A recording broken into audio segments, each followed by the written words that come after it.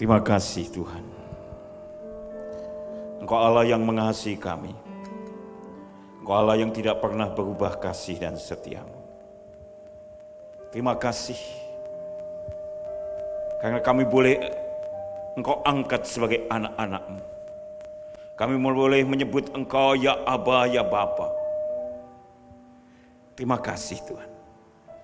Dan biarlah malam hari ini Engkau yang akan berfirman kepada kami. Engkau yang akan menyampaikan isi hati-Mu kepada setiap kami. Sehingga setiap kami peroleh berkat dari kebenaran firman-Mu. Berbicaralah dan bersabdalah kepada kami semuanya. Di dalam satu nama yang penuh dengan keajaiban. Itu nama Tuhan Yesus Kristus. Di dalam nama itulah kami semuanya sudah berdoa. Haleluya. Amin. Shalom. Baik Bapak Ibu yang dikasihi Tuhan, hari ini kita bersama-sama bertemu kembali dalam ibadah persekutuan dewasa muda. Ya, kalau PDM ini saudaraku selama-lamanya tidak bisa di PDT-kan seperti Pak Andi. Ya, jadi PDM terus saudara ya, jadi LCAD itu akan PDM terus ya. Dia karena kalau jadi PDT itu menjadi persekutuan dewasa tua, saudara. Dan tidak cocok, saudara. Ya, saudaraku yang dikasihi Tuhan, hari ini saya diminta untuk menyampaikan sebuah tema tentang buah roh. Dan saya tiba di penghujung, di akhir kelihatannya. Kalau saya lihat, saya ikuti di YouTube saudara, jadi saya ini selalu ditempatkan di akhir gitu saudara ya, jadi gongnya begitu ya. Besok juga di satu gereja Pantai Kosta saya juga diminta untuk terakhir. Mereka mulai Senin ada doa puasa untuk menutup tahun dan saya terakhir. Kenapa semua membuat saya terakhir ya? Baik, saudaraku yang dikasihi Tuhan, buah roh penguasaan diri ya. Jadi saya tidak akan membahas karena saudara sudah tahu dari kasih gitu ya, sampai hari ini buah roh. Saya ingin mengawali khotbah pada malam hari ini dengan sebuah tes. Tes ini saudaraku dilakukan terhadap 200 calon-calon manajer. Dan ini adalah sebuah perusahaan yang besar saudaraku, dan dia mengadakan sebuah tes. Dan tes itu dalam bentuk sebuah cerita. Ceritanya demikian, saudaraku. Jadi satu kali Anda itu naik mobil di tengah hujan-hujan, ya. Sekarang ini sudah mulai musim hujan, ya. Dan sekarang kelihatannya mulai trennya menurun, yaitu penjualan es teh jumbo 3.000. Nah itu turun, saudara, ya. Percayalah kepada saya ini. Karena sudah mulai hujan saudara, kalau enggak kan saudara termasuk para penggemarnya. Bukan hanya di Kudus saudara, di Semarang itu hampir di setiap sudut saudara itu ya. Dan saudara mungkin salah satu penikmatnya. Nah hujan saudaraku, hujan cukup deras dan Anda lewat satu halte bis. Di halte bis itu saudaraku Anda melihat ada 3 orang. Dan 3 orang itu terdiri dari seorang nenek-nenek yang kelihatannya sakit kelihatannya ya, dan rupanya dia butuh untuk segera ke rumah sakit gitu melihat kondisinya. Kemudian orang kedua yang Anda lihat di halte yang sama itu adalah seorang sahabat baik Anda, seseorang yang pasti tidak pernah akan Anda lupakan dalam perjalanan hidup Anda. Karena dia adalah seseorang yang pernah menyelamatkan saudara dalam satu fase kehidupan saudara. Jadi ini orang penting. Dan yang ketiga, di situ juga ada seorang saudaraku, cewek cantik. Cewek cantik yang saudara sudah kenal, tapi saudara pengen melakukan PDKT lebih. Saudara pengen omong-omong sama dia lebih lagi.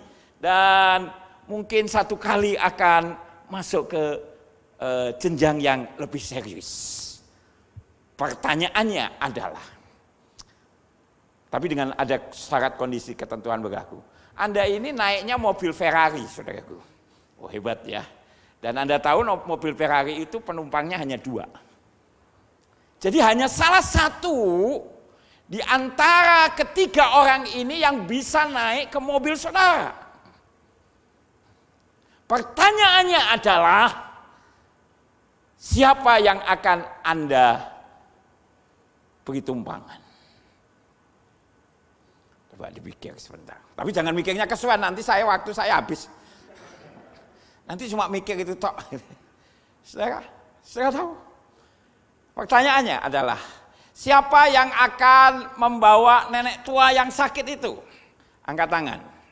1, 2, 3, 4. Yang lain 5. Oke, ya 5 ya. Oke. Yang ingin membawa sahabatmu yang pernah menyelamatkan engkau, angkat tangan. 1, 2, 3, 4, 5.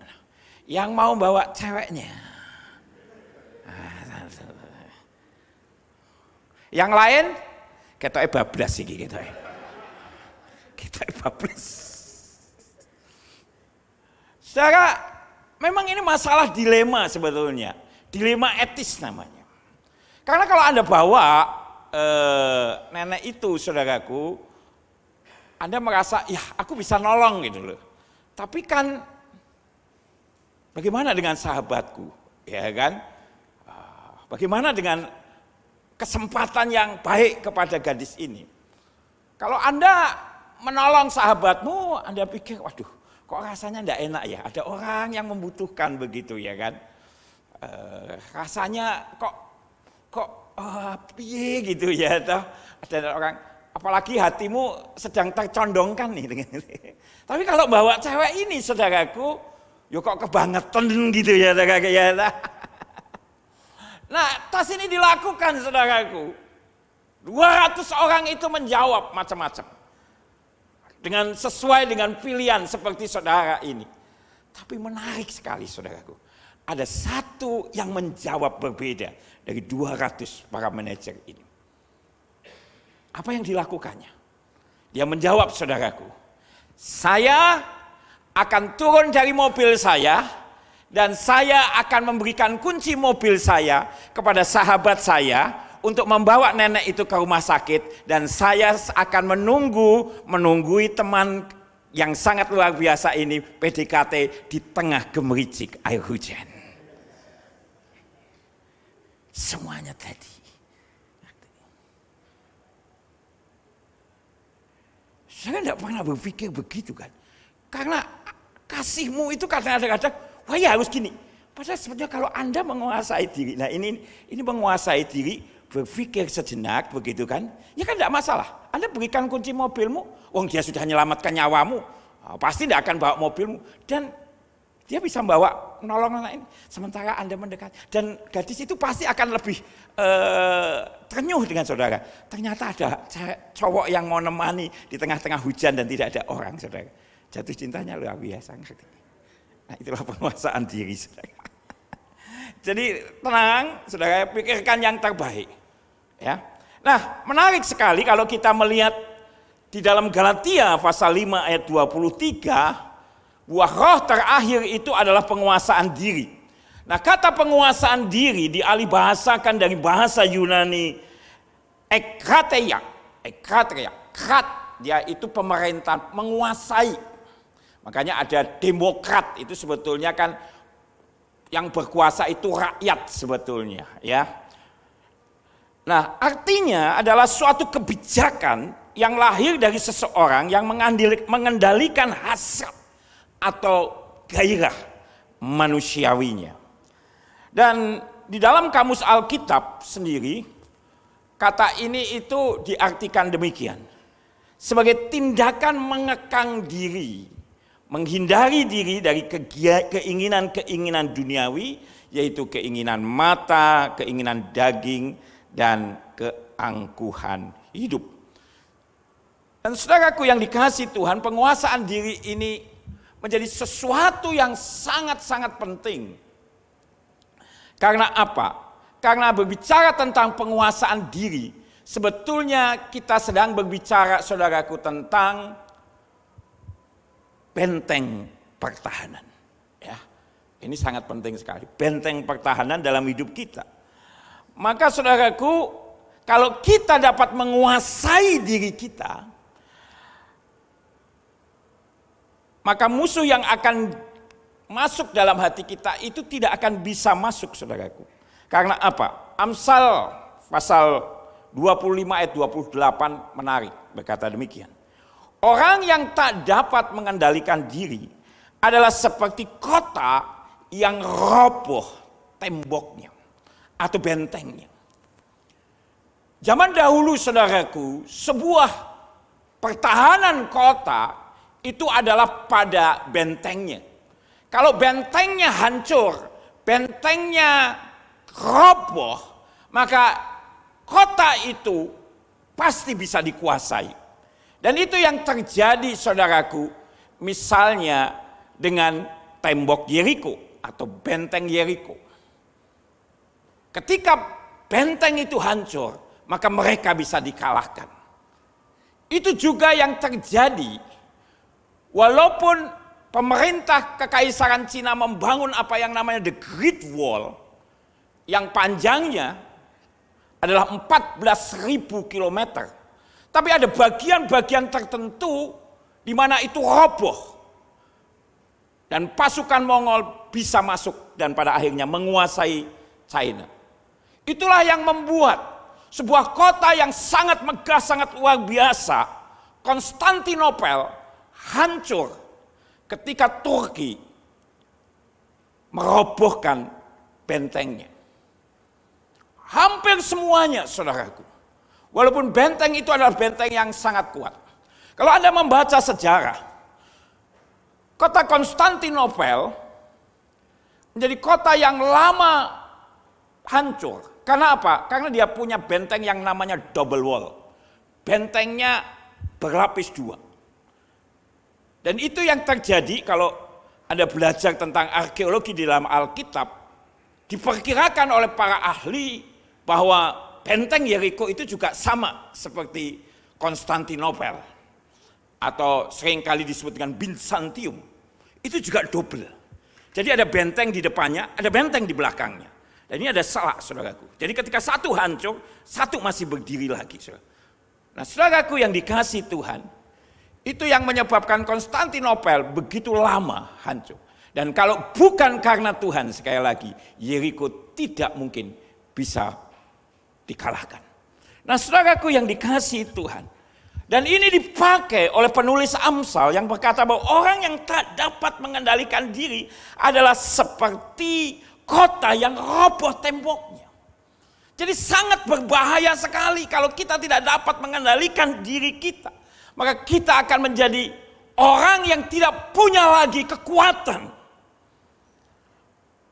Oleh karena itu, saudaraku, saya percaya banyak di antara kita tahu ini para pahlawan Marvel, ya, yang tua-tua mah nggak ngerti ya, taunya Gatot Kocom, taunya Bung Tomo, ya. Nah, hari ini, saudaraku, ya, pahlawan-pahlawan itu jauh lebih terkenal daripada pahlawan-pahlawan kita, saudaraku, ya.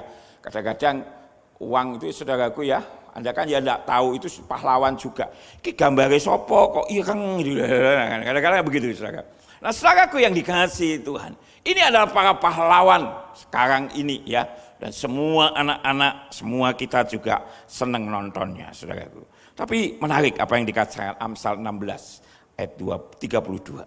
Orang yang sabar melebihi seorang pahlawan. Orang yang menguasai dirinya melebihi orang yang merebut kota. Jadi bayangkan tadi kitab Amsal yang sama, ayatnya beda, saudaraku. Bahwa orang yang tidak bisa menguasai dirinya itu seperti orang yang diumpamakan kota itu telah roboh temboknya. Tapi sebaliknya kalau orang menguasai diri, dikatakan ia adalah orang yang melebihi orang yang merebut kota. Orang yang mengalami lebih daripada kemenangan. Dan orang, saudaraku, yang menguasai dirinya adalah orang-orang yang lebih dari pahlawan, yang merebut kemenangan. Nah, ini seringkali kita abaikan. Saya percaya Rasul Paulus tidak sembarang menulis dan menempatkan penguasaan diri itu menjadi poin yang ke-9 atau yang terakhir.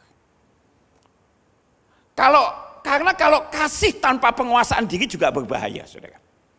Anda mungkin mengasihi anakmu begitu rupa, sampai pada akhirnya satu titik Anda memanjakannya sedemikian rupa, sehingga anak itu tidak mandiri. Apakah itu dinamakan kasih? Ya, kita akan berkata, iya, wong aku memberi segala sesuatu. Tetapi tanpa penguasaan diri, saudaraku, berbahaya. Berbahaya juga ketika orang tanpa penguasaan diri melakukan kebaikan-kebaikan yang pada akhirnya, saudaraku, akan membawa kita kepada satu kesombongan. Deloi, iku nak ora ono aku. Dia tidak akan bisa seperti itu. Jadi semua itu, saudaraku, ditutup dengan buah roh yang namanya penguasaan diri. Menguasai diri, saudaraku. Bahkan Rasul Paulus sendiri, dia berkata dalam 1 Korintus 9 ayat 26 sampai 27 berkata demikian. Sebab itu aku tidak berlari tanpa tujuan. Dan aku bukan petinju yang sembarangan saja memukul, tetapi aku melatih tubuhku dan menguasainya seluruhnya, supaya sesudah memberitakan Injil kepada orang lain, jangan aku sendiri ditolak. Dalam pengabaran Injil pun, saudaraku, dia harus menguasai dirinya, ya kan? Supaya jangan sampai setelah aku memberitakan Injil aku ditolak, saudaraku.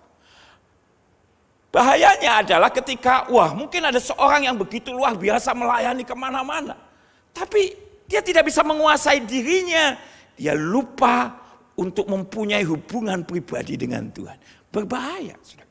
Makanya Rasul Paulus berkata, melatih tubuhku dan menguasainya seluruhnya. Penting sekali, saudaraku. Nah, hari ini kita coba belajar, saudaraku. Apa sih yang penting kita kuasai? Apa yang penting kita kuasai dalam penguasaan diri? Tentu kita tidak bisa semuanya, tapi paling tidak 4 hal yang harus kita kuasai. Yang pertama apa, saudaraku? Yang pertama itu bicara tentang hati. Amsal 4 ayat 23 dalam terjemahan baru ditulis demikian. Jagalah hatimu dengan segala kewaspadaan, karena dari situlah terpancar kehidupan. Nah, menarik, saudaraku, kata jagalah hati dengan segala kewaspadaan. Di dalam bahasa aslinya itu memiliki makna sebuah tempat yang dijaga. Dan biasanya berbicara tentang penjara yang dijaga, saudaraku, oleh para penjaga dengan sigap dan siaga berdiri menjaga. Karena kalau enggak, narapidananya Melayu, saudaraku, ya. Kalau Anda ke Sunan Kudus, ke penjara di sana, itu berlapis-lapis, saudaraku. Saya kalau ngelayani di Semarang itu paling tidak, saudaraku, ya, ada 4 sampai 5 pintu, saudaraku, ya. Dan gemboknya gede-gede kabeh. Dijaga sedemikian rupa, saudara. Nah, ini juga memberi pelajaran kepada kita, supaya kita itu menjaga hati kita atau menguasainya dengan benar. Karena hati-hati ketika kita tidak bisa menguasai hati kita, sehebat apapun Anda, hatimu bisa dicondongkan. Dan itulah yang terjadi dengan seorang raja yang begitu luar biasa, seorang raja yang begitu hebat, seorang raja yang mempunyai wilayah yang begitu luas, seorang raja yang punya kekuatan begitu luar biasa, punya sekutu di mana-mana karena 1000 istrinya. Pernikahan Salomo adalah pernikahan politik, saudaraku. Pada zaman itu sangat lumrah sekali. Kerajaan-kerajaan yang lebih kecil akan membawa putri mereka atau wanita tercantik mereka untuk dipersunting oleh raja yang besar Supaya apa? Supaya kerajaannya aman. Jadi saudara lihat sekutunya itu ya sebanyak itu saudaraku. Ya. Dan kekayaannya begitu luar biasa. Sampai kalau kita membaca di dalam Alkitab, pada zaman Raja Salomo, emas itu perak itu tidak ada artinya saudaraku. Karena banyaknya seperti batu. Ya, coba bayangkan saudaraku. Betapa kayanya, betapa juga dia dipenuhi dengan hikmat yang luar biasa. Tapi apa yang tertulis dalam Alkitab? Dalam 1 Raja-Raja 11 ayat 4 dikatakan. Sebab pada waktu Salomo sudah tua, istri-istrinya itu mencondongkan hatinya kepada Allah-Allah lain. Sehingga ia tidak dengan sepenuh hati berpaut kepada Tuhan Allahnya seperti Daud ayahnya. Saudaraku yang dikasihi Tuhan, tidak peduli sehebat apapun seseorang, tidak peduli sehikmat apapun seseorang, perhatikan, ketika dia tidak menguasai hatinya, ketika dia tidak menjaga hatinya, maka cepat atau lambat dia akan jatuh. Makanya hal yang pertama ini, kita harus menguasai hati kita. Atau dalam bahasa Amsal adalah menguasai hati kita. Hati kita itu saudaraku adalah hati yang seringkali kan begini saudaraku. Hati kita itu seperti kristal ya. Mudah pecah gitu ya. Ada mungkin orang yang menyakiti kita, kata-katanya mungkin tidak pas dengan kita. Aduh, hati kita itu hancur, berkeping-keping. Dan kalau sudah begini akan timbul rasa dendam, akan timbul rasa kepahitan. Nah saudaraku yang dikasihi Tuhan, hati-hati, jagalah hatimu dengan segala kewaspadaan. Hati kita itu perlu kita kuasai sungguh-sungguh. Kalau tidak, seberapapun Anda hebat, coba bayangkan, saya pikir tidak ada orang yang sehebat Salomo.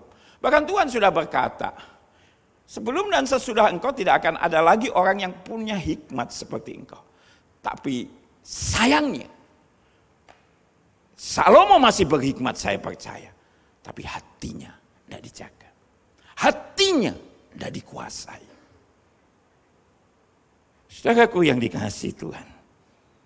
Yang kedua, apa? Pikiran. Pikiran. Jika kita itu bisa menguasai pikiran kita, maka kita akan bisa menguasai tindakan kita. Tindakan kita. Di 2 Korintus 10 ayat 5b dikatakan, kami menawan segala pikiran dan menaklukkannya kepada Kristus. Saudaraku yang dikasihi Tuhan, karena memang pikiran kita itu sebetulnya medan peperangan. Kalau Anda baca bukunya Joyce Meyer, sudah diterjemahkan dalam bahasa Indonesia. Namanya Pikiran adalah Medan Perang. Bagus, ini buku bestseller saudaraku. Ya, terjual lebih dari 4 juta eksemplar. Menarik, dia berkata, pikiran adalah pemimpin atau pelopor dari semua tindakan. Ini chapter pertama sebenarnya. Tindakan-tindakan kita adalah akibat langsung dari pikiran-pikiran kita. Jika kita mempunyai pikiran negatif, maka kita akan mempunyai kehidupan negatif. Sebaliknya jika kita memperbaharui pikiran kita sesuai dengan firman Tuhan, maka kita dapat melakukan kehendak Allah yang baik dan yang berkenan kepada Allah dan yang sempurna. Saudaraku yang dikasihi Tuhan, sebetulnya medan peperangannya bukan pada tindakan. Sebelum kita melakukan tindakan itu ada di dalam pikiran. Contoh saudaraku, Anda melihat mungkin satu dompet tergeletak begitu dan tidak ada orang. Tidak ada orang. Saudara, apa langsung Anda ambil begitu? Tidak. Berkecamuk pikiran. Haleluya. Aku tadi malam itu berdoa Tuhan. Rupanya ini jawabanmu. Engkau tahu aku tidak punya uang Tuhan. Kok tiba-tiba ada dompet begitu ya? Tergeletak. Haleluya. Terima kasih Tuhan, terima kasih. Tapi ya Sisi yang lain kalau dalam film kartun itu kan ada malaikatnya yang putih begitu saudaraku, yang satunya abang nganggo tando ambek nganggo trisula gitu ya. Ya, itu sing membujuk kita gitu ya kan. Tapi sing putih itu kan bilang, ya jangan, ya mesake, ambek deloki itu sapa iku? Dideloki, loh kok punya Pak Pendeta. Halo. Saru. Haram. Tapi aku butuh. Apa pendeta kan enggak ngerti. Ya.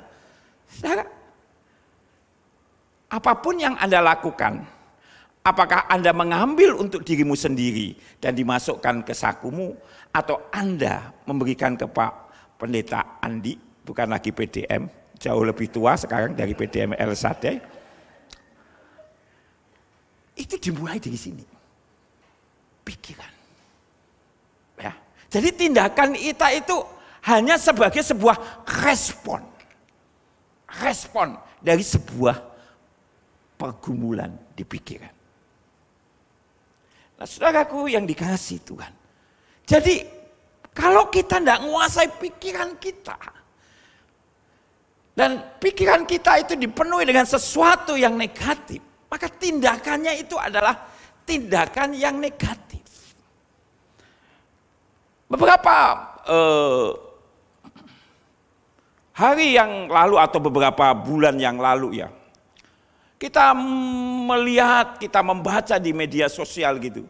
Bagi saya rasanya dunia di mana kita hidup ini sudah semakin gila. Ada saudaraku, seorang anak membunuh orang tuanya, ya kan? Itu ada, ayah dan ibunya begitu dibunuh. Tapi juga ada ibu bunuh anaknya sendiri gitu ya kan. Ada saudaraku pacarnya gitu lalu dibunuh, ada temannya dibunuh. Bagi saya rasanya nggak masuk akal. Wong binatang aja tidak melakukan itu. Padahal manusia diciptakan menurut gambar Allah, imago Dei, saudaraku. Tapi kenapa bisa terjadi begitu? Karena di pikirannya saudaraku, ya. Ketika diwawancarai seorang anak yang membunuh kedua orang tuanya itu, bahwa dia merasa bahwa orang tuanya itu dalam pikirannya dia itu jahat. Selalu marahi dia, menganggap dia tidak ada gunanya gitu. Nah itu kan pikiran. Sebelum dia membunuh, pikirannya dikuasai oleh itu. Jadi ini penting sekali saudaraku. Ya, penting sekali.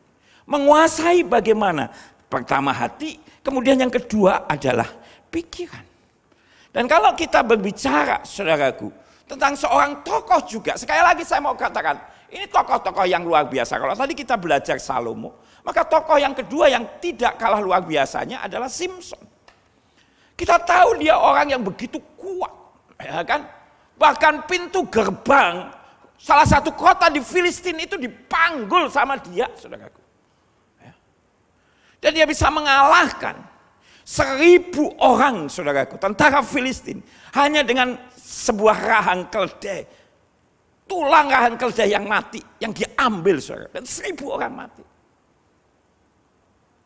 Dan juga dia bisa membunuh dan membinasakan seekor singa yang buas dengan tangan kosong. Kita, saudaraku, jangankan singa, wong tikus saya Melayu, tikus Melayu. Kecoa Melayu, saudaraku. Saudaraku yang dikasih Tuhan, ini singa dengan tangan kosong. 1.000 orang dia lawan dengan hanya tidak pakai senjata, tidak pakai roket, tidak pakai AK-47, M16, hanya rahang keledai. Tapi kita tentu kan tahu kisahnya. Orang yang begitu kuat ini saudaraku, ternyata saudaraku gak tahan gitu. Ketika Delila itu saudaraku ya, membujuk dia. Dia sebenarnya sudah mencoba mengendalikan pikirannya kan. Makanya kan beberapa kali ketika Delila minta dia di mana kekuatannya, dihapusi kan. Ya, oh kalau aku diikat dengan tali baru, aku lumpuh, aku tidak bisa apa-apa. Boleh kan nggak apa-apa, saudaraku ya. Nah, sebetulnya dia bisa masih menguasai pikiran. Tapi terakhir kali ketika Delila merengek-rengek terus. Alkitab berkata, pikirannya jadi putek. Nah, hati-hati ya nak pikiran putek ini. Anda tidak bisa menguasai itu. Dan pada akhirnya saudaraku, Anda lalu ngomong, ya sudahlah. Dan pada akhirnya Simpson yang begitu kuat, kekuatannya pada rambut dicukur habis gundul, dan pada akhirnya dia ditangkap, matanya dicungkil, dan dia harus dipenjara dengan mendorong untuk gilingan semacam itu. Sesuatu yang sangat mengerikan. Orang yang begitu hebat, orang yang begitu ditakuti. Tapi karena dia tidak bisa menguasai pikirannya, karena dia begitu jatuh cinta, perhatikan, kepada Delilah ini. Ya. Dia sangat jatuh cinta kalau Anda perhatikan. Pikirannya sudah dibutakan. Makanya seringkali ya, kalau orang cintanya itu cinta buta, tai kucing, rasa silver queen. Betul. Jadi hati dan pikirannya wes pokoknya tidak ada lagi. Dia yang terbaik dan sesuatu yang mengerikan. Sekali lagi, tidak peduli seberapa kuat saudara, seberapa Anda punya karunia, tapi kalau engkau tidak jaga pikiranmu, hati-hati. Yang ketiga, saudaraku, apa? Adalah menguasai lidah atau ucapkan. Dalam Amsal 21 ayat 23 dikatakan demikian. Siapa memelihara mulut dan lidahnya, memelihara diri daripada kesukaran. Ya. Jadi harus diatur ngomongan kita. Karena kalau kita membaca saudaraku dalam Yakobus 3 ayat 5, lidah itu kan diumpamakan seperti api saudaraku ya. Demikian juga lidah walaupun satu anggota kecil dari tubuh. Dan banyak saudara juga makan misalnya sop lidah ya, sate lidah gitu ya. Walaupun tapi dari yang lain, dari sapi atau dari kebun. Satu anggota kecil dari tubuh, namun dapat memegahkan perkara-perkara yang besar. Lihatlah betapapun kecilnya api, ia dapat membakar hutan yang besar. Dan lidah itu juga semacam itu. Ada dua fungsi, saudaraku. Bisa menghancurkan, tetapi juga bisa memberkati. Seringkali masalah itu timbul karena orang tidak bisa menguasai lidah. Dan berbahaya sekali, saudaraku. Makanya kita ini perlu sekali menjaga lidah. Siapa memelihara mulut dan lidahnya memelihara diri dari kesukaran. Oleh karena itu saudaraku yang dikasihi Tuhan ya. Sebelum kita itu berkata-kata, before you speak saudaraku, think, pikirkan, kembali lagi tadi. Jadi ini saling berkaitan, pikirkan ya. Sebelum kita ngomong itu pikirkan. Nah karena kalau pikiran kita dikuasai, maka lidah kita juga akan bisa. Yang pertama, think itu singkatan ya dari T-nya itu it's true. Apakah itu sesuatu yang betul? Apa yang kita katakan? Karena seringkali kan orang itu mudah sekali saudaraku terbawa kepada emosi.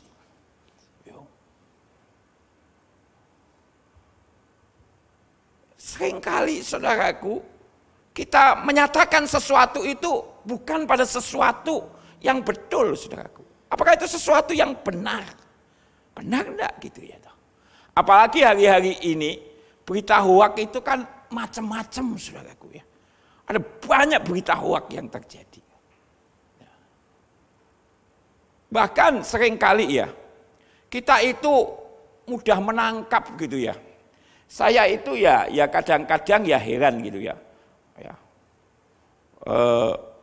Di media sosial itu orang begitu dengan sangat mudah terpengaruh ya, lalu ngomongkan hal yang sama. Harus kita pikir, is it true? Hanya is it helpful? Apakah itu menolong? Apa yang kita katakan itu menolong orang enggak? Atau justru menghancurkan orang?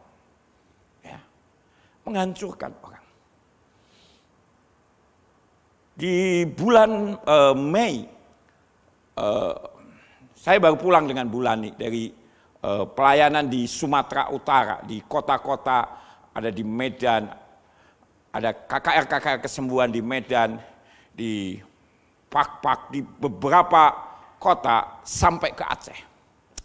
Nah di Aceh memang situasinya rawan gitu ya, tetapi Tuhan membawa saya ke sana. Ya. Hadir pada waktu itu sekitar hampir 700 orang di Aceh saja. Nah, ada banyak saudaraku ya, mereka datang dengan sakit begitu ya toh. Coba bayangkan kalau orang datang di KKR itu, KKR kesembuhan begitu ya.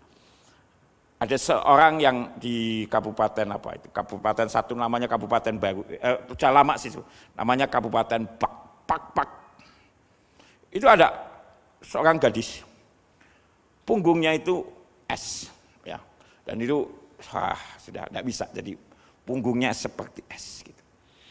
Ketika dia datang dalam KKR itu, ya kalau saya ngomong begini ya, Pak Pendeta doakan apa sakitmu, saya bilang, doakan ini saya ini, wah huruf es ya, ketoknya rak mari, ketoknya nak penyakit gini pengalaman saya ini cepat mati nih gitu. Kira-kira apa saudara? 2 hari mati pasti. Tapi saya bilang, anakku, kamu pasti sembuh. Betul Pak. Itu KKR pertama di kota itu. Di lapangan, jaga polisi. Kamu pasti sembuh. Betul Pak. Imannya timbul. Dan apa yang terjadi? Itu huruf S-nya jadi lurus. Saudara. Perkataan kita. Hati-hati saudaraku. Makanya kita itu harus memperkatakan perkataan iman gitu loh. Ya. Makanya kalau orang datang ya di KKR, waduh itu bahasanya macam-macam. Saya baru tahu ternyata bahasa Batak itu bukan hanya satu ya. Itu macam-macam saudaraku ya. Kita kan pikirnya hanya tahunya horas bah, orang beras mangan gabah begitu ya kan. Kita itu orang Jawa kan yang gampang ke wae. Horas bah, orang beras mangan gabah, padha wae saudaraku. Gabah mbek beras jane padha ya. Tapi rupanya bukan hanya Batak Karo, ada Batak Mandailing, ada Batak Pak, ada banyak saudaraku ya toh.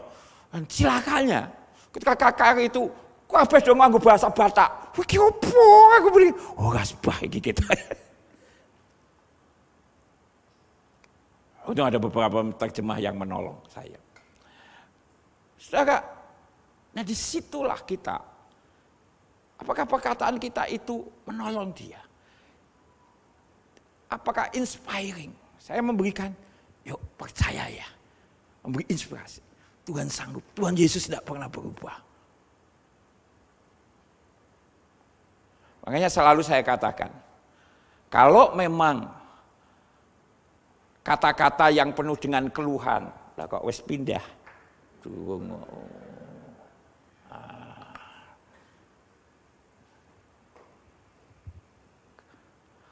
Kata-kata itu membuat mengeluh itu bisa menyembuhkan orang, memulihkan orang. Saya selalu bilang, marilah kita mengadakan KKR, kebaktian, kekhawatiran rohani.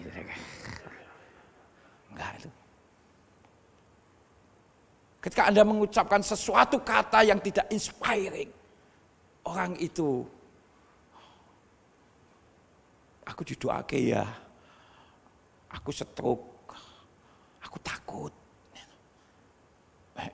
aku ya wedi, soalnya apa? Koncoku koyok kue, agian mati wingi. Kata-katamu itu saudara, aduh saudara ya. Coba bayangkan saudara, seperti itu. Harus inspiring. Ya, memberikan inspirasi, memberikan iman gitu loh, ya kan? Nah, tapi kalau kita ndak itu kan asal orang Jawa bilang nyeplas saja. Atau N-nya it necessary. Apakah itu perlu gitu ya disampaikan ya? Kadang-kadang kita itu ndak usah menyampaikan sesuatu yang memang ya kurang tepat atau belum pada waktunya. Kita harus penguasaan diri, ya kan? Karena satu kali saudaraku di Amerika ini kejadian sungguh. Ada seorang kakek gitu beli lotre. Saudara tahu ya, lotre di Amerika itu legal, ya. Dan itu ada di supermarket begitu. Ada di pompa, di toko-toko kecil, di pompa bensin banyak. Nah, karena dia itu hurufnya terlalu kecil, dia serahkan sama cucu, sama anaknya begitu. Ya sini nanti nak keluar ya, nanti diberitahu gitu ya.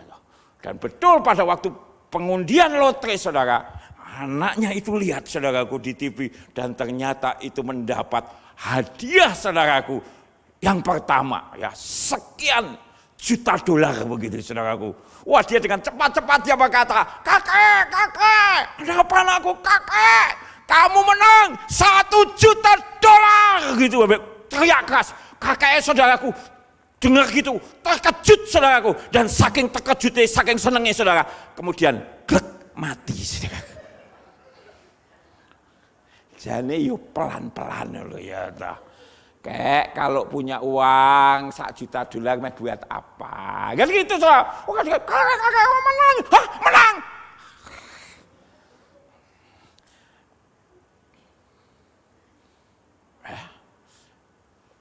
Kadang-kadang harus ditahan. Saudaraku, apakah itu perlu? Dan is it kind? Apakah itu baik? Ya, itu harus kita perlu ya menguasai penguasaan kita. Jadi semua kata-kata kita kuasai gitu, saudaraku. Dan yang keempat, yang terakhir itu adalah menguasai apa? Mata. Matius 6 ayat 22 sampai 23 berkata demikian. Mata adalah pelita tubuh. Jika matamu baik, teranglah seluruh tubuhmu. Jika matamu jahat, gelaplah seluruh tubuhmu. Jadi jika terang yang ada padamu gelap, betapa gelapnya kegelapan itu.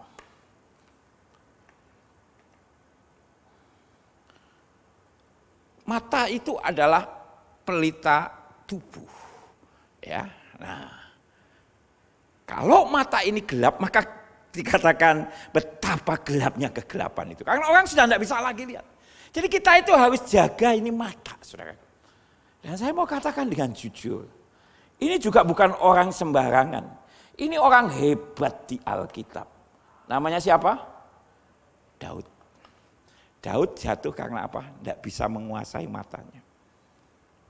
Alkitab berkata pada waktu masa raja-raja berperang, Daud tinggal.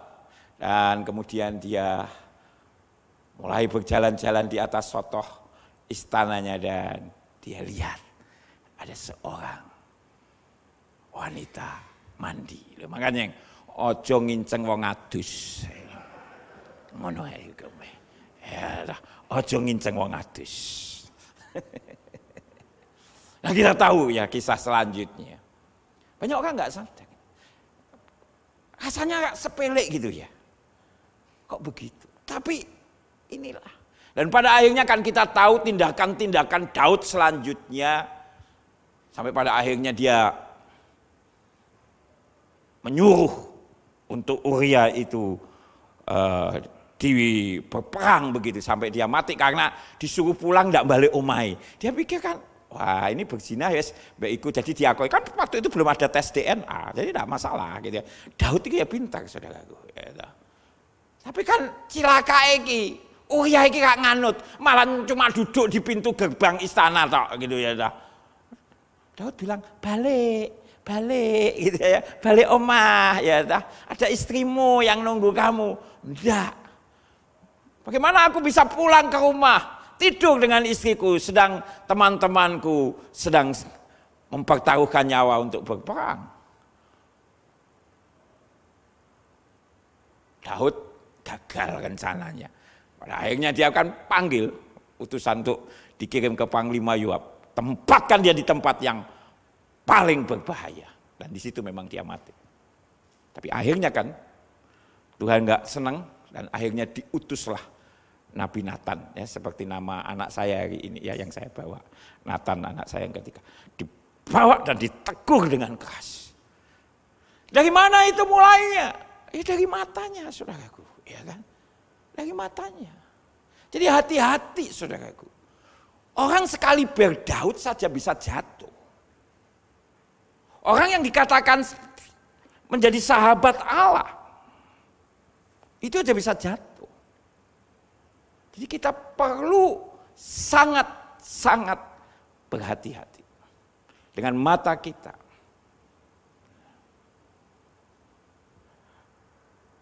Oleh karena itu firman Tuhan berkata, supaya kita ini jangan menjadi serupa dengan dunia ini. Roma 12 ayat 2 berkata, janganlah kamu menjadi serupa dengan dunia ini, tetapi berubahlah oleh pembaharuan budimu, sehingga kamu dapat membedakan manakah kehendak Allah, apa yang baik, yang berkenan kepada Allah, dan yang sempurna. Hari-hari ini kan kita itu ngeri ya, kalau di jalan raya. Orang gara-gara serempetan begitu bisa membunuh gitu kan. Masih ingat ada satu peristiwa di Jakarta ya kan, ada orang naik mobil diserempet, kemudian apa yang terjadi? Naik sepeda motor kan, yang itu orang Kristen tuh diseruduk mati. Karena nyerempet, katanya membuat spionnya lepas. Ngeri itu. Itu orang JKI di Jakarta itu. Salah satu aktivis malah. Ngeri kan. Dunia di mana kita hidup itu sekarang itu ngeri. Beberapa hari yang lalu saya membaca sebuah berita yang sungguh sangat menyedihkan. Ya, ini terjadi di Bogor, saudaraku. Ya. Ada seorang ibu muda dengan 2 orang anak itu lalu lontang-lantung dan diambil oleh dinas Kabupaten Bogor. Dan ditanya, kenapa ibu lontang-lantung dengan 2 orang anak? Ibu ini sambil menangis berkata, Pak, saya diceraikan oleh suami saya. Lah masalahnya kenapa? Gara-gara ayam peliharaannya mati. Cilaka enggak, saudara? Dan ditanya, lah piye ceritanya gitu, saudaraku. Jadi suaminya itu punya ayam, saudaraku. Ayamnya bertelur 8. 4 hidup, 4 mati. Dan yang mati ini 4 ini suaminya nyalahkan istrinya ini, sehingga akhirnya istrinya dan 2 orang anaknya diusir keluar dari rumah dan yongedan. Saya pikir ini dunia kita itu sedang dunia gendeng, saudara. Tahu ya, dunia gendeng itu artinya dunia yang memang apa ya, orang tidak bisa menguasai diri gitu ya. Tidak bisa menguasai diri. Orang cepat emosi, cepat marah begitu. Dan cilakanya itu juga terjadi di banyak rumah tangga. Bahkan orang-orang Kristen sendiri. Ada orang Kristen banyak begini. Menarik ya. Satu kali saya sama majelis saya itu pergi, saudaraku, namanya biasa itu majelis yang pengen, Pak mbok healing. Healing, ya healing ambek giling saya bilang. Jadi pergilah kita ke satu tempat. Nah di situ nyewa mobil apa-apa. Nah kita enggak perlu foto karena itu termasuk foto dan sebagainya. Ketika difoto, saudaraku ya, ayo semuanya tersenyum, semuanya pura-pura bahagia. Jepret. Kurang ajar. Jadi dia itu sudah pengalaman, saudaraku, bahwa banyak orang itu supaya wajahnya bagus di foto itu harus pura-pura bahagia gundulmu gitu.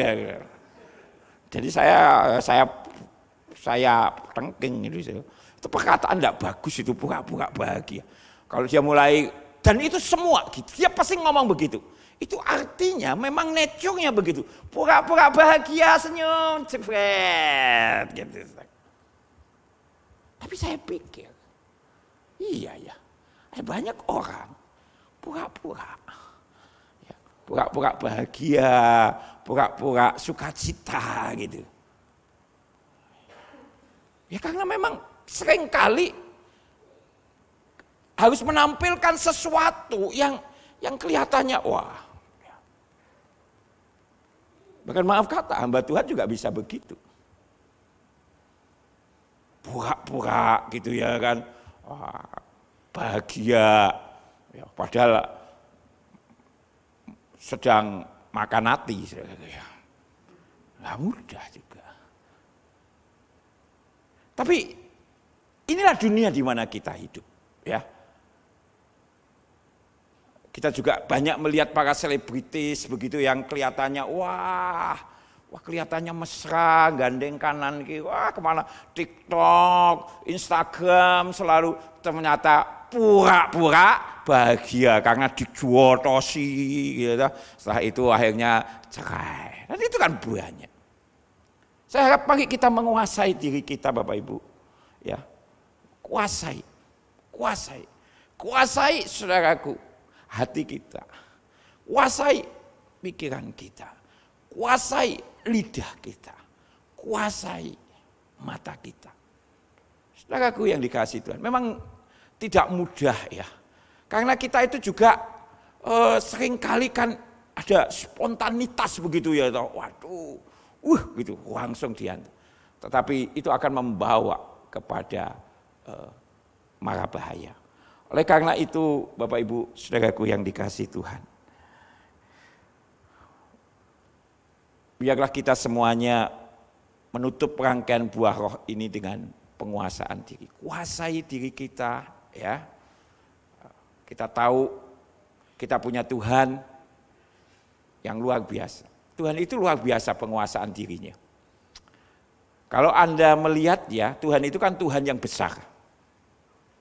Tapi tahukah Anda, pada waktu dia menderita begitu luar biasa, mukjizat terakhir yang dibuat Tuhan sebelum dia mati, hanyalah saudaraku apa? Itu pun untuk menolong orang, menyambungkan kembali telinga Malkus, hamba imam besar itu waktu di Taman Getsemani. Seterusnya sampai dia mati di atas kayu salib, walaupun dia punya kuasa, penguasaan dirinya itu luar biasa. Itu yang harus kita tiru dari itu. Dicambuk sedemikian rupa, tapi tidak keluar kata-kata makian. Ketika orang-orang memandang dia dari ahli Farisi, orang-orang biasa di atas kayu salib, dan mereka berkata, turun kau kalau engkau memang Tuhan. Sama sekali tidak ada satu kalimat apapun yang berkata, ngono ya, tak sebel gue, ya pasti itu hilang lenyap saudara orang Tuhan berkuasa. Tapi Anda lihat kan, enggak ada. Penguasaan dirinya itu begitu luar biasa. Tidak ada terucap kata-kata apapun, saudaraku.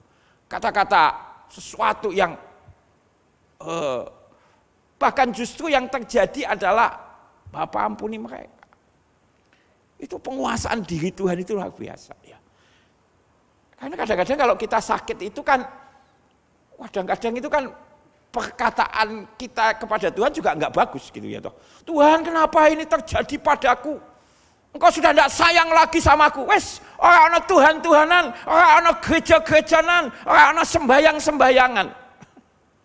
Saudara, kita tidak menguasai diri kita. Percayalah.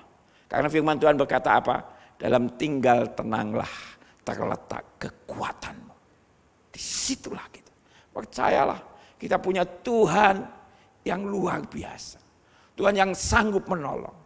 Walaupun seringkali waktu Tuhan bukan waktunya kita. Tapi percaya. Kita baru saja menyelenggarakan terakhir kemarin KKR CMA yang ke-14. Itu KKR kesembuhan ilahi yang kita adakan di bulan September yang lalu. Yang menarik dari KKR ini adalah setelah 3 tahun kita tidak adakan karena COVID. Karena masalahnya kita tidak punya tidak diizinkan. Ya karena jelas itu pasti tidak, karena mengumpulkan massa banyak. Dan seperti biasa KKR ini banyak orang datang dan 70-80% adalah muslim. Tapi yang menarik adalah ini. Bahwa saya itu belum berdoa. Biasanya KKR itu akan mulai ketika ada pujian, kemudian saya doa dan kemudian terjadi kesembuhan. Tapi kemarin itu beda. Saya bilang begini sama semua teman-teman. Kalian mulai doakan. Ada tim doa, dan juga ada tim. Itu yang terjadi ya. Orang masuk gedung itu sudah sembuh. Orang lumpuh itu sudah jalan. Jadi waktu saya mulai maju untuk firman, itu mestinya 30 menit. Tapi saya hanya khotbah 5 menit. Karena terlalu banyak orang yang mengalami kesembuhan. Yang di pen kakinya, tidak mungkin jalan. Bisa jalan tuh saudara, bekas pennya kelihatan semua di situ. Bisa jalan baik. Orang yang buta bisa lihat. Dan itu terjadi. Kenapa? Terjadi karena, saudaraku, saya bilang sama teman, percayalah Tuhan punya kairos bagi kamu. Dan hari ini adalah kairos. Jadi saya tidak doakan mereka. Belum saya. Dan sudah banyak kesembuh. 70-80% KKR kemarin. Bukan saya yang doain. Siapa? Jemaat-jemaat biasa. Itu artinya, saya mau katakan, setiap kita, percayalah, Tuhan itu memberikan otoritasnya kepada kita. Kuasai dirimu, hiduplah benar. Dan itu pesan yang selalu saya dengung-dengungkan sebelum KKR ini. Dan KKR kemarin itu kesembuhannya jauh lebih banyak daripada KKR sebelumnya. Sampai ketika ditayangkan di gereja saya perlu potong banyak. Karena kalau enggak itu akan makan waktu. Saudaraku yang dikasihi Tuhan, akhirnya tetaplah kuasai dirimu. Karena Tuhan akan melakukan sesuatu yang ajaib dalam hidup kita. Ya. Saya percaya gereja ini akan terus berkembang bagi kemuliaan nama Tuhan. Saya percaya setiap Bapak Ibu Saudaraku adalah orang-orang yang istimewa. Orang-orang yang akan dipakai Tuhan secara ajaib dan luar biasa. Kuasai diri kita, hiduplah dalam kasih karunia Tuhan. Dan lihat sesuatu yang akan Tuhan kerjakan secara ajaib dan luar biasa. Haleluya. Amin. Mari kita datang kepada Tuhan.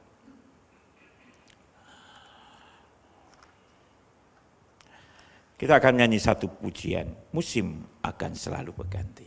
Saya memohon para pemusik, singer worship leader, mari datang.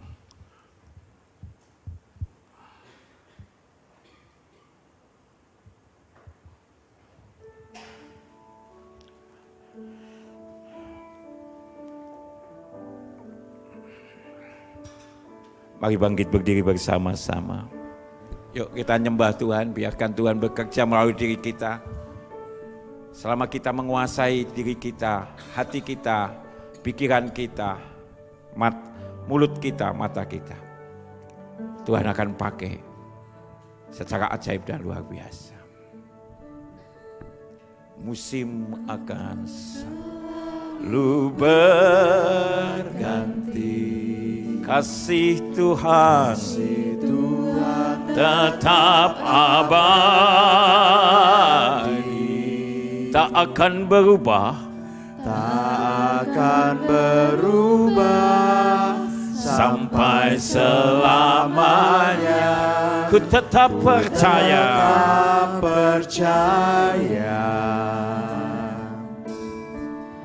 ku yakin Tuhan memberkati. Ku yakin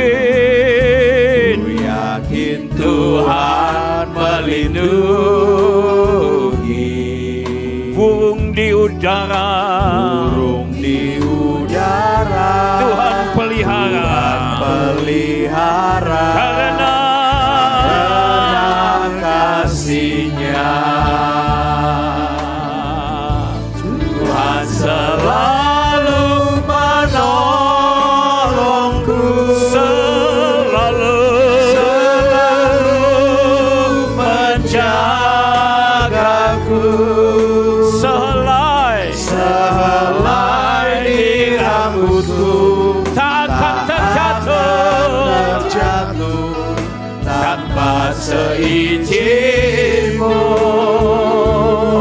Tuhan selalu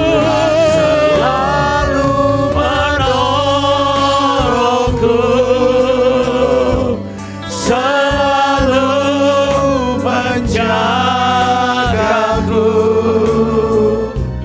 Dia mengenyangkanku dan peliharaku seumur hidupku.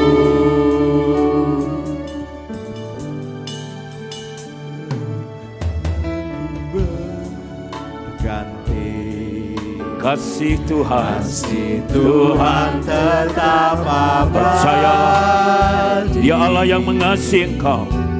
Kasih-Nya tidak pernah berubah. Kasih-Nya selalu ada dalam setiap langkah hidupmu. Selamanya ku tetap percaya. Ku yakin Tuhan memberkati. Ku yakin Tuhan melindungi. Burung di udara Tuhan pelihara. karena kasih-Nya Tuhan selalu menolongku. Yes Lord, mari Tuhan, Engkau Allah yang selalu menolong kami. Engkau Allah yang menjaga kami, tak pernah terlelap dan tertidur. Selai di rambutku tak akan terjatuh tanpa seizin-Mu. Tuhan selalu menolongku. Selalu menjagaku. Dia mengenyangkanku. Dia mengenyangkanku dan peliharaku seumur hidup. Katakan dengan imanmu, Tuhan selalu menolongku. Selalu menjagaku. Selai di rambutku tak akan terjatuh tanpa seizin-Mu. Yes, yes Lord. selalu menolongku. Selalu menjagaku.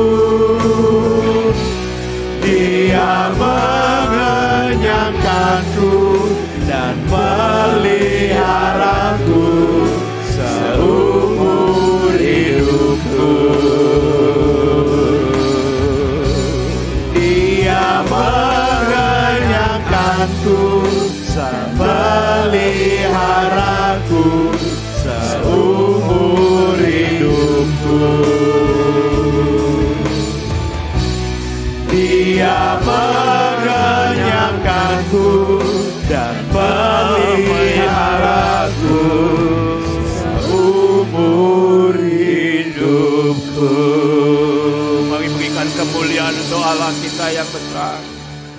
Terima kasih Tuhan. Terima kasih. Kami boleh menyelesaikan semua rangkaian buah roh dari kasih sampai pada penguasaan diri. Terima kasih untuk tiap firman yang disampaikan oleh hamba-hamba-Mu. Dan kami percaya ketika kami berjalan dalam jalannya Tuhan, kami boleh menghasilkan buah roh itu dalam hidup kami. Maka kami akan melihat kuasa Tuhan yang lebih dahsyat, kuasa Tuhan yang lebih ajaib. Tuhan nyatakan dalam hidup kami. Bahkan Engkau adalah Tuhan yang memelihara kami. Tidak peduli musim kehidupan yang keras menghantam kami. Tapi kami percaya kuasa Tuhan jauh lebih besar. Kuasa Tuhan jauh lebih kuat. Kuasa Tuhan jauh lebih dahsyat. Terima kasih Tuhan. Inilah kami semuanya. Kami bersyukur Engkau tidak pernah terlelap. Engkau tidak pernah tertidur. Bimbing kami, Sang Immanuel, Tuhan yang beserta dengan kami. Terima kasih, Kau terus mengurapi semua anak-anak-Mu, pribadi demi pribadi, keluarga demi keluarga. The best blessing, berkat yang terbaik, mengalir, mengalir, mengalir dan terus mengalir. Mengalir memenuhi setiap anak-anak-Mu, bahkan berlimpah-limpah, membual-bual di dalam setiap hidup anak-anak-Mu. Segala yang baik, segala yang terbaik bahkan Tuhan sediakan semuanya. Terima kasih Tuhan, Kau terus memberkati persekutuan dewasa muda ini. Kau juga terus memberkati akan GKMI Kenari ini. Kau terus memberkati untuk gembala sidang, hamba-hamba Tuhan, majelis pengurus, semua sidang jemaat-Mu. Kami percaya Kau yang terus memelihara, Kau yang terus memberkati, dan Engkau juga yang menjadikan mereka sebagai orang-orang yang lebih daripada pemenang, orang-orang yang istimewa, orang-orang yang luar biasa di dalam Tuhan. Terima kasih Tuhan, hamba-Mu selesai bicara, hamba yang penuh dengan kekurangan dan kelebihan, tapi hamba percaya Roh Kudus akan berkarya lebih dahsyat di dalam setiap anak-anak-Mu ini. Dalam nama Kristus Yesus Tuhan, kami sudah berdoa. Haleluya. Amin. Silakan duduk.